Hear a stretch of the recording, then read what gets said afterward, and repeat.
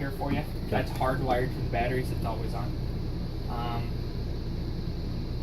If they're beeping, either could be low on battery if you're not plugged in, or over time they do have to be replaced. They say normal lifespans either 5 to 7 years. I've seen some go longer than that. Really easy if you were to do it. It's 2 wires, a positive and a negative. You can't mess them up. Or there's 4 screws on it. Okay. Questions on that? No. All right. Did you guys have any other questions on the fridge?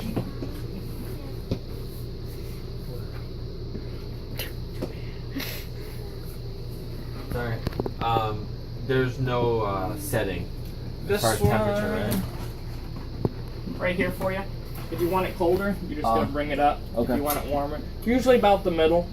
Okay. How the trick is to these fridges, if you're big drinkers, and the reason why we tell people it's big drinkers, they call us, say, hey, my freezer's not staying up to temperature. Well, that means they're grabbing a lot of ice out of the freezer.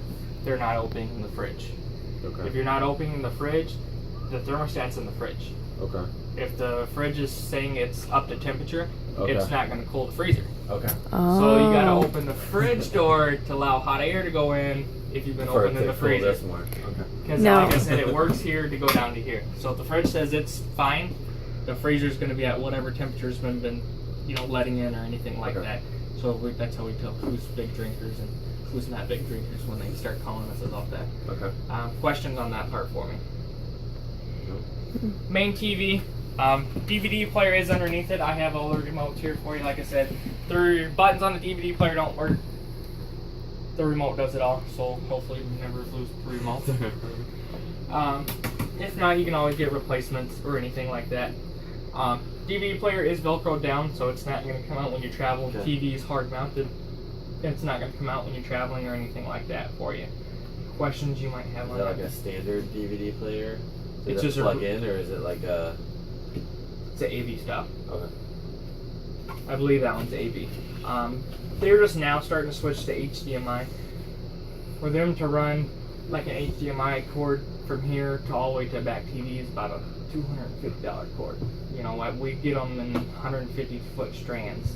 And it's just when you get to that, you're getting more expensive, and they're only in your high-dollar coaches. That's why sometimes they're just running AV or AV modulators that run through the coax cords. Okay. But you can switch it to an HDMI if you're wanting to or anything like that. And then to take this TV off, You're going to remove these all screws up top, all screws on the bottom, take it off, and Right, then it remove moves the again. mount. Those mounts are nice. They're really easy.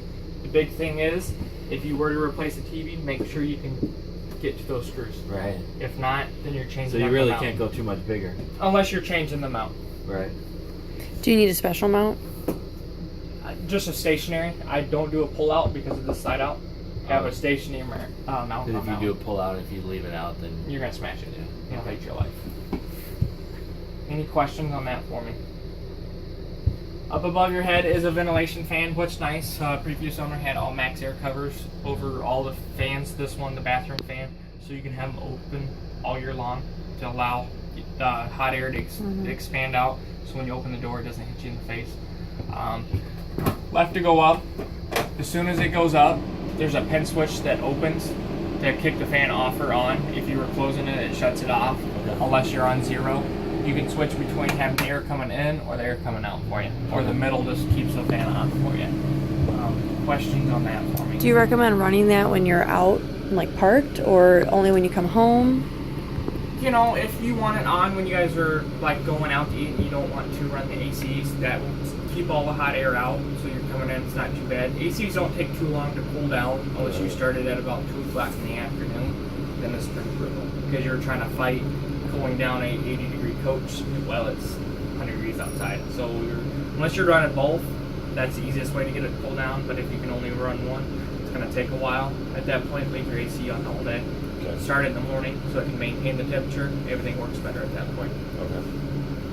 One more thing, because you just said that with the generator, is there you're not going to do anything bad to it or anything if you run it for like 10 minutes and then shut it off, right? No. Like if you run it for 10 minutes so you have both of the airs going to cool it off and then shut it. At that point, if you're running, try to do it closer to 30 minutes. Okay. That's what I was wondering. 10 minutes is a short run, especially for the ACs, because the ACs can take 2 to 5 minutes for the compressors to really build up to start getting cold air to produce it. Because the fan kicks on, once the fan rolls full on, the compressor kicks on, and then it's got to build pressure, and then it starts cooling down at that point. And for the ACs, you said if we're at 50 volts, then we can run both. Yep. Okay. Or if we're just at 30. the 30 and only one. Yep. 15 amps / 20, which is household plug, 0 ACs. Correct. Unless Only it's lights. a campground, you might get away with it. I don't want you to burn up your receptacle at the house. Yeah. Other campground, don't worry about it. That's theirs. It's their problem or anything like that. Okay. Theirs is usually a little bit stronger than your household one. Your household one, you'll start kicking the breaker really quick. Okay. And I don't want you to burn up the breaker in the house or anything like that. Okay. Microwave, I probably don't have to explain to you guys how to use a microwave. Hopefully we all do by now. It's a bigger household microwave, so your amperage is there, so cooking time is going to be about what the box says. Okay. If there was anything else smaller, I was going to tell you probably double it, because I've seen some of them come with like a 500 watt microwave, some RVs. So household, so you guys won't have a problem with Now this that. one's not a convection though, correct? This one is not, Okay. because you have the oven. It's usually a 50-50 shot. If you have the oven, you don't get a convection microwave. Okay. Stovetop, I don't know how well this thing travels down the road because it doesn't have any So clamps that's or why you anything. put that on. That's why you put that on there, or to keep these from rattling, because they are metal. Sometimes they do like to rattle. Okay. So sometimes when you put weight on them, they don't rattle. Okay. So be aware, depending on your driving, Okay. if that's going to stay or not, because we all drive different. For all your top burners, you can just turn them on. You got your spark igniter to light them. You light 1, 2, 3, doesn't matter how many you light. For the oven, which is a pilot light, you do have the light on the bottom, down here, in the middle. Okay. And all you're going to do is you're going to push it in, go to pilot light, you're going to push and hold it in, light it with the stick lighter until Right. the blue flame comes on. Once the blue flame comes on, you can just go to your temperature. Okay. And then you do that every time. Do that every time. Don't have the pilot light on, so you're not wasting propane. Okay. There's no point. I'm assuming you guys check that though? Yes. Questions on that for me? Nope. Can't cook much in it. A lot of people never use it, so you'll probably try it once and say I hate it and never use it again. Questions on the kitchen area for me, guys? How hard is it, not that I need to do it now, how hard is it to switch it to A convection? we're good? Not that hard. It depends what kind of mounts they send. Okay. Because I don't know if you buy one at the store if they're gonna do a cabinet mount. It depends what kind of mounts you can get with it. So when you're looking into one, see what kind of mounts they have. If it's doing a wall mount or up under the cabinet mount. Okay. Because I know when we order them from the factory, if we had to order a replacement, they come with the cabinet mounts. So just look into that when you're doing it. And then they all plug in, which this one probably plugs in the backside to a 110 receptacle. Okay.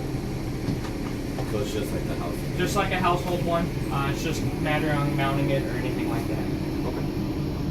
Questions on that for me? For your table, it does go to a bed for you guys. I don't know if Dave showed you. Yeah, we already did that. Just lift up the cushions. It's got the lock You don't underneath. need that, right? Yeah, no, that's one thing I know how to do. Push it down. Use your back cushions to go over the actual table to make a bed. Couch does go to a bed. Did you guys pull that out yet? We did that before we got it. Okay. Any questions you guys might have on that? I know it doesn't have The air mattress. The air with it? mattress. Mhm. Is that like any one that I can get for that? Yeah, you can get any size. There's some that you get with the cord built in, without the cord. I like the one with the cord in because it sucks the air out. Air out, yeah. And then you might be able to stuff it back behind the couch Okay. at that okay. point, so you don't have to worry about finding somewhere to put it. And this is this a queen or a full? It's probably gonna be towards a full. I'll have to break out the tape measure to find out for sure. Okay. Because like I said, there's so many measurements between Yeah, I know. full, queen, king, and Yeah. it's hard to remember from each one. Okay. Any other questions on that? All right.